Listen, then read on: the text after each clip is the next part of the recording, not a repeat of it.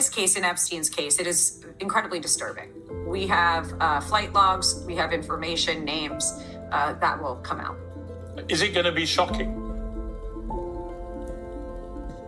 I don't see how it's not shocking that there were so many individuals that were hidden and kept secret and not been held accountable. Let's talk about the reverse. I believe in accountability. So you have to now go through your process. Now, I won't say they're guilty until they go through their time in court.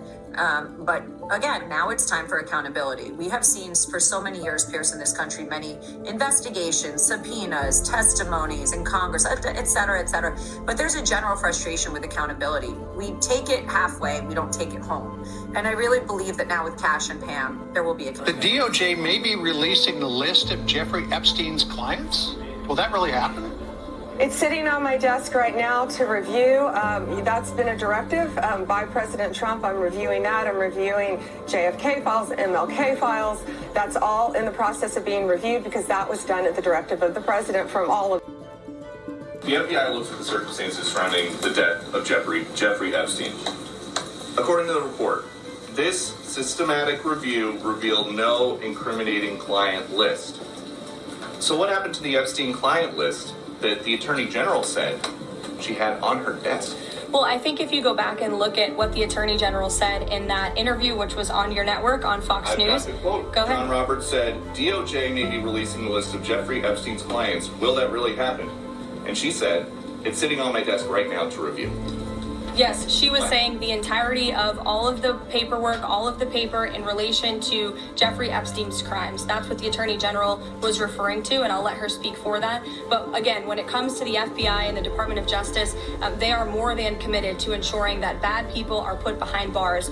They have an operation going on right now called Summer Heat, which has our murder rate trending in the lowest direction in United States history. Their emphasis on violent crime and locking up violent criminals has led to the arrest of 14,000 violent criminals. That's a 62% increase from the same time period last year. So this Attorney General and the FBI Director are committed to putting bad people behind bars where they belong. That they promised an exhaustive review. That's what they did. For any further details, I would refer you to the department. The things a lot of people are wondering, because you said last week that you have the Epstein files on your desk, is when can we see them and what's taking so long to release them? I do. Jesse, there are well over, this will make you sick, 200 victims. 200. So we have over 250 actually. So we have to make sure that their identity is protected and their personal information. But other than that, I think tomorrow, the personal information of victims. Other than that, I think tomorrow, Jesse, breaking news right now, you're going to see some Epstein information being released by my office. What kind? Are we going to see who was on the flights? Are we going to see any evidence from what he recorded? Because he had all of his homes wired with recording devices. What you're going to see, hopefully tomorrow, is a lot of flight logs, a lot of names, a lot of information. But it's pretty sick what that man did. Okay, well, we'll along with look his for that. co-defendant. Absolutely, and he had help. That's for He sure. sure did.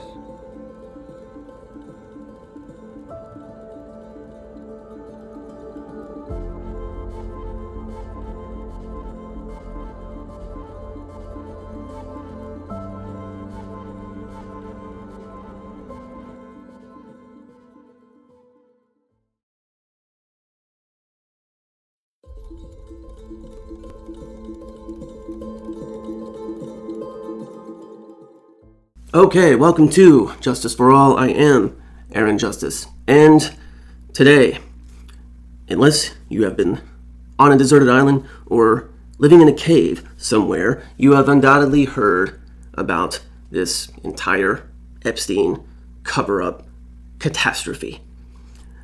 I don't even know, those words don't even seem fitting for what this is. This is a disaster of such epic proportions. It's going to be discussed and talked about for years. And there are a number of reasons why. And we certainly can't hit every single reason here. But we'll go over just a couple of them to kind of ease in to what we're going to be discussing here. One of the main reasons is because of the Trump 2024 campaign trail, right? We had Trump literally campaigning on this issue and answering questions about it repeatedly. And admittedly, some of those answers were, but it was stated that his administration would be addressing this, and there would be a push forward, there would be answers, revelations, and transparency. Then, of course, we get in and we see who he appoints. Kash Patel, Bongino, and Bondi. We have Deputy Director, we have Director of the FBI, we have Attorney General. And these people all made a push against this entire charade. Bongino and Kash Patel had podcasts. I mean, they were basically right-wing influencers before being appointed. And then they get in, and all of a sudden, they're singing a different tune. With Kash Patel going on Joe Rogan and being like, don't you think I would get... Did anybody buy that? And then, of course, Elon dropping his X bomb, signing off, have a great day, DJT, or whatever it was, in their little bro spat. And now, just a few weeks later, this. The DOJ concludes, on a Sunday night at 9 p.m., through Axios, this is released, by the way. Sunday night, 9 p.m., through Axios, the DOJ releases the memo that the Epstein case is now closed, that he actually died by his own hand, and that he, and only he, acted unlawfully here and committed these heinous crimes. Crimes whose numbers have seemed to have been all over the place, right? Because before, just a couple of months ago, Pam Bondi was literally saying that it was well over 200. Then she was like, actually, it's over 250, right? And now, these other reports are coming out that are mentioning 1,000, that it's over 1,000. So, this one man is such a mass sexual predator that over 1,000 of these girls, just him and him alone, no accomplices, no trafficking to anyone in particular. There's no client list. There's nobody that he was working for or with. Nobody really knows how he got his money as a college dropout. No one really knows why they were whispering about him being intelligent.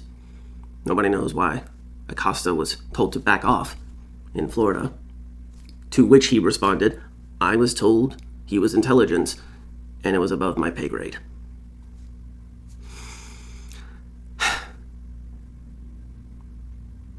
The fact is, the American people and the world are being played as stupid. And we know it. Lies upon lies. Deception. And that brings us to the second reason why this is such a big deal. Lies, deception, manipulation. A cover-up, a mass cover-up of the highest order. We're talking about PDF files here. We're talking about sexual predators at the highest level across, not just state lines, across the globe. World leaders from the United States, Israel, Europe. The implications here are otherworldly.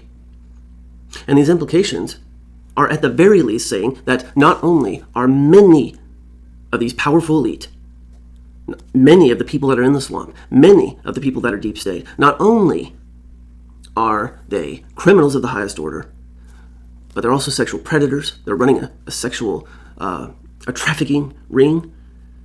And now, we the people are completely helpless. There's nothing we can do about it. Oh no, case closed, done, nothing to see here, that was all. And that brings us to the third point. Why am I talking about this? Why on this specific channel? Justice, right? Or in this case, who is not getting justice? The victims of these heinous, horrific crimes. The victims' families, the friends, their loved ones. How many are there? Well, over 1,000, so there are thousands of people here. The American people who have been lied to, who have been manipulated, and just the other day during this cabinet meeting, gaslit by their leader, and it's certainly not the first time. Justice. It's one of the moral pillars of the United States of America, that we strive to be a just and righteous nation. Not that we achieve that, but it is a pillar of our nation. And this is not only a mockery of justice, but it's a slap in the face to all of the American people, and especially to the Trump base, whether it's conservative, Republican, or whether it's full-on MAGA movement. And of course now, we're seeing the fallout from that, right? Republicans, conservatives, and especially those of the MAGA movement are, of course, understandably upset. They should be upset. Two massive pillars in the MAGA movement have been shaken to the core just in the past couple of weeks. Of course, the Epstein conspiracy theorists, the people who were invested in this, the people who wanted justice, and also the anti-war pillar. That's another huge group of the MAGA movement who have been rather surprised, dismayed at the recent actions of President Trump. And it's not just Iran, it's the continued funding of Israel. It's now funding Ukraine again. After boasting for a whole year, like, oh, neither of these. If I had been president instead of Biden, neither of these things would have ever even happened. How many times did we hear that? This entire campaign was built around forming and being an opposition to the swamp, an opposition to deep state, an opposition to all of the government waste, all of the corruption. He positioned himself as the new hero of the right wing. And now, that mask is starting to slip off. And conservatives, members of the MAGA movement, are starting to see what is behind. Because remember, spirit always has a way of making through and showing up if you have the eyes to see and the ears to hear. So speaking of eyes to see and ears to hear, let's take a look at this cabinet meeting. We saw it there at the beginning of this video, and I'm sure you've seen it at least a half a dozen times online or on the news. So we open up, and a journalist from, I believe, the Post, the New York Post, is asking a question directly to Attorney General Bondi, right? He's asking about the Epstein list. He's asking about, he's referencing the Fox News Channel interview that she had given back in February, where she was discussing said list. We can see Trump on the right-hand side, and he's got a very stern look on his face, and his lips are kind of pressed, kind of like, and it's showing, yes, concentration, but these pressed lips are also a sign of stress and a sign of disapproval. And of course, he's looking at the journalist as he's making this facial expression. Then he sees his opportunity, and he moves in with an interruption. That, of course, is him staking and marking his territory and announcing himself as the dominant authority at the table and in the room. At the same time, that's also giving a lateral pass to Attorney General Bondi and offering her what would be an explanation, which turns into a degradation, and also an out for the question, right? So he asks if he can interrupt. And before he even finishes asking, Bondi is like, oh, yeah, sure, yeah, take it by all means. And putting her hair back behind her ear, which is a sign of ventilation, that it's getting a little hot in her, right? So she passes it off to President Trump. And he goes on to launch one of the grossest, most bewildering responses that anyone has ever seen, regardless of left, center, right, wherever you sit. We are not used to seeing President Trump respond in this way. You know, being flamboyant and even using darker language, like dropping the F-bomb on live television in reference to Israel and Iran.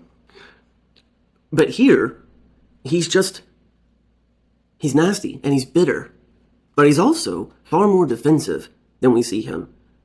Usually, he stays on the offensive, right? If something's coming his way, he's giving it back.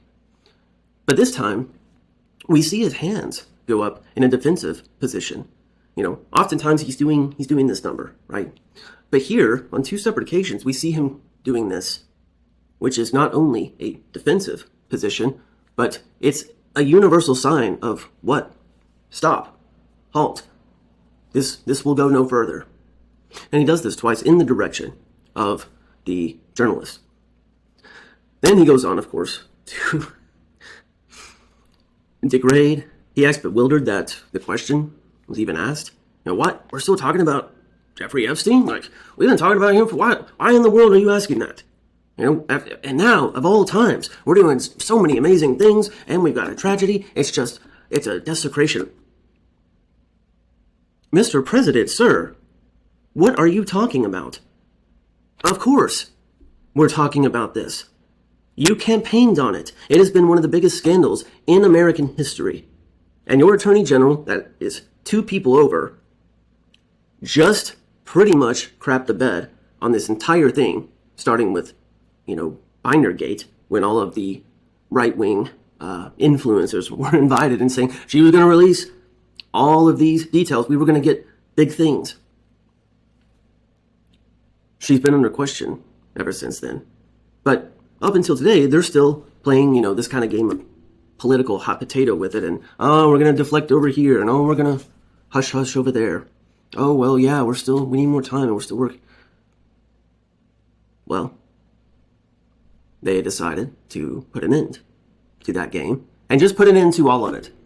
And we're not going to give a reasonable explanation. We're not even really going to try to come up with an elaborate lie or story. That makes sense. We're just literally going to give you the most unbelievable, unrealistic tripe you have ever seen uttered by a presidency.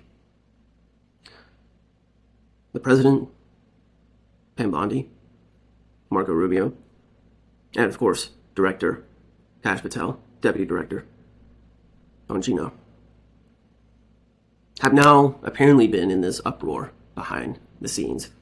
With today, seemingly the new story seems to be that Bongino got into it with Pam Bondi, and it was such a spectacle that he actually took off and left work for the rest of the day. And now, of course, there's rumors swirling about he's going to resign, and this whole thing has shaken him to the core, and he's done. Of course, that's just speculation as of now. The other element, of course, is the tape. We've been given this supposedly 10-hour raw footage of the prison where this man was kept. And it's the day and the evening of his passing. And we're told that it's raw, completely unedited, and here is the whole thing, and it's right there at his door, and you can see everything for yourself, and this is all the proof that you need. There's no one coming or going, so that means except it's already been proven and stated that that camera is just pointing in the direction of the floor that it's not even outside of his door. Can't even see his door from this. Not only that, but there's an entire minute missing from the tape. And when asked about that, in this cabinet meeting, Bondi just says, "Oh well, yeah. There's this whole thing where it's an old system from the '90s, and every night around midnight, you're missing a minute because it's turning over for the." Okay, cool. Where's the proof of that? It's been how many months? Where's the proof of that? Oh well, we're working on it. Yeah, we're working on getting that. We just need more time, to get all of the surveillance together to show that this is a regular happening within this old system. What?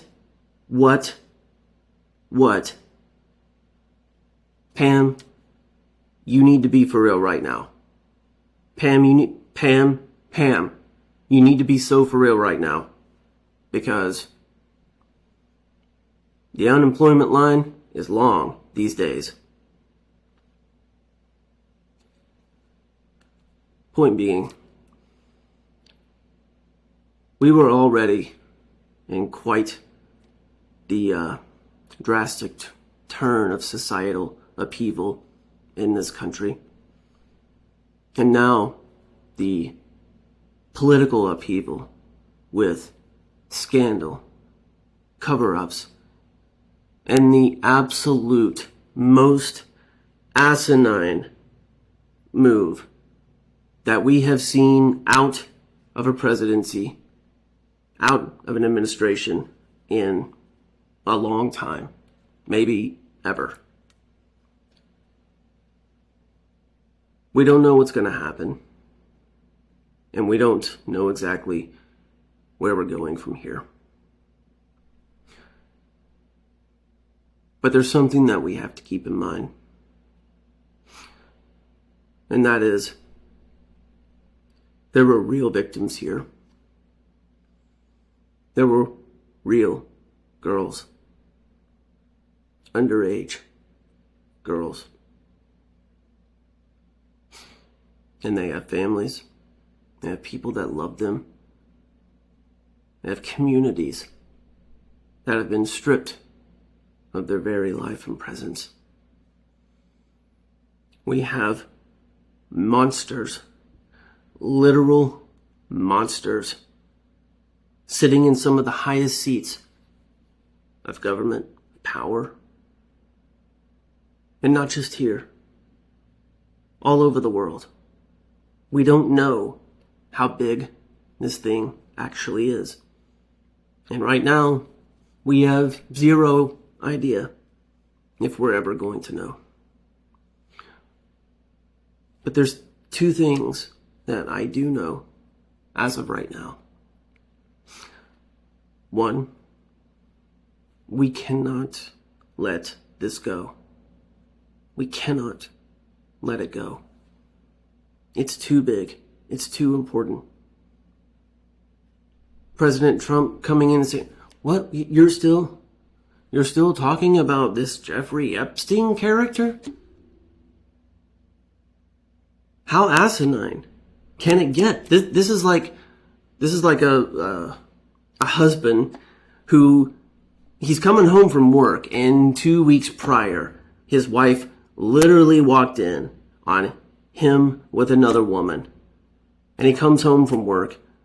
He's a little bit late, and his wife starts questioning him why he's late, where he's been. And it's, oh, what? You're still talking about this affair a couple of weeks ago? What? How can you even, that's despicable that you would even bring that up. And especially right now, I've been killing it at work, and there's also, I've got this thing in my back and I'm hurt. How could you kick me when I'm down and I'm doing great at work? You know, this is a disgrace. How dare you bring this?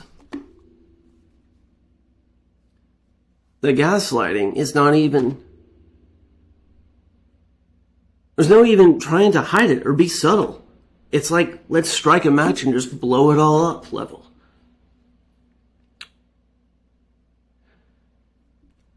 Second thing I know. We have been shown time again that we do not live in a two-party system. We never have. We never will. No. We do not live in a two-party system. There is no such thing as the right and the left. No. There is the uber rich.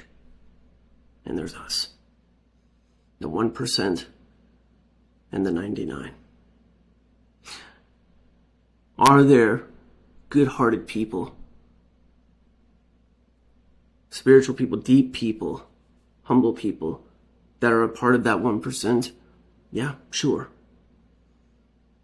And maybe, just maybe, someday we'll see that unearthed. But as of right now, we have to start being very for real about the nature of what is going on in this country. And that is not right versus left.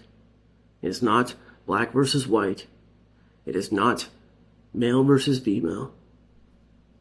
non-binary, what have you. It's the same story of good versus evil, the light versus the dark. That does not mean that I'm saying that all of these other issues of race and orientation, gender, that all of these things do not have their particularities, and they're important, and we should have equality amongst all. Absolutely. Absolutely. And we can continue to work that out. But we can't continue to work on those things while not also acknowledging that there is a very, very real threat to our freedom, to our homes, to our children. And that threat is sitting at the top of the heap.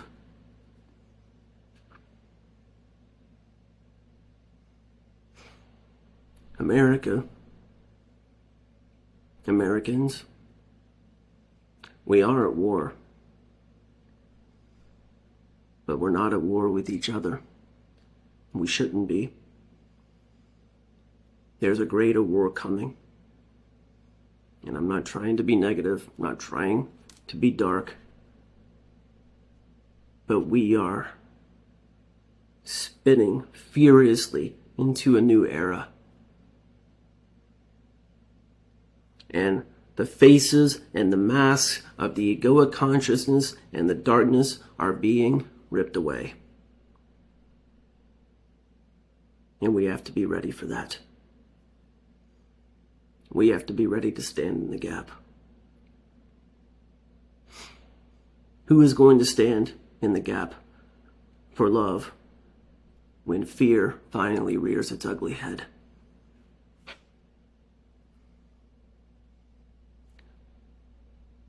This is a horrendous occurrence.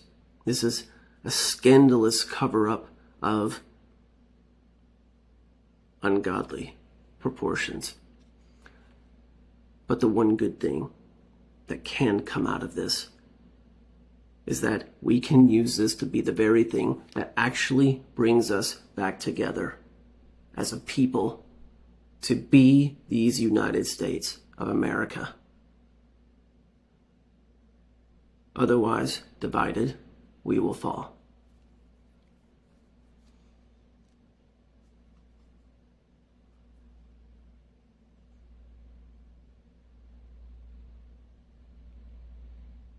I wish you peace, love, and justice for all. For all.